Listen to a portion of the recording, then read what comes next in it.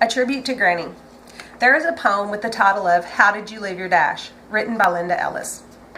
Dash meaning those years between the day you were born and the day you leave this life. It is all those years between that matter the most, and will make up your dash. Make them count. Today we are here to take a look at Granny's dash.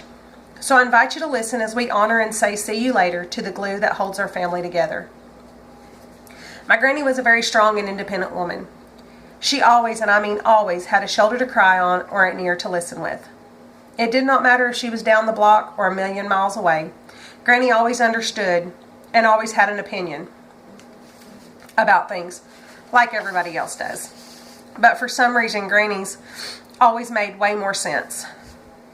She was wise in her words. My Granny was a very caring and giving woman. She genuinely cared about people and their feelings.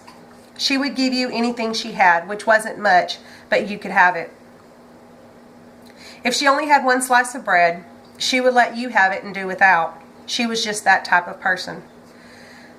My Granny was a very God-fearing woman. She loved the Lord and everything He stood for. She believed He had it all under control, and He did.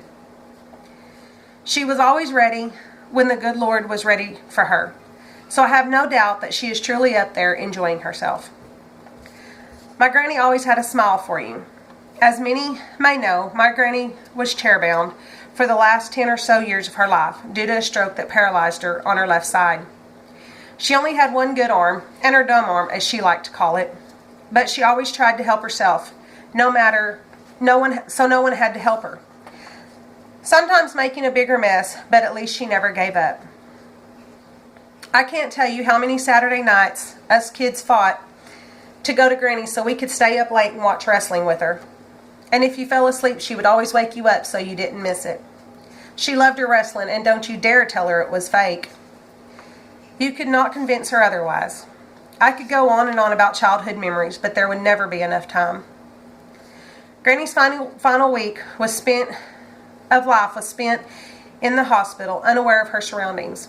We as a family gathered for the week, living round the clock as to not leave her alone and to spend what little time we had left with her. Little did I know that this time would mean so much to me.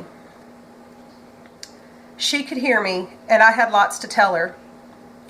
She was there when I was entering my life, and I was there as she was exiting hers. What an honor and a privilege it is to be her granddaughter. I will always love and miss you, Granny, or as I sometimes would call her, Greasy Granny with a hole in her panties, just to make her laugh. Granny, I will not say goodbye. I will just say, see you later.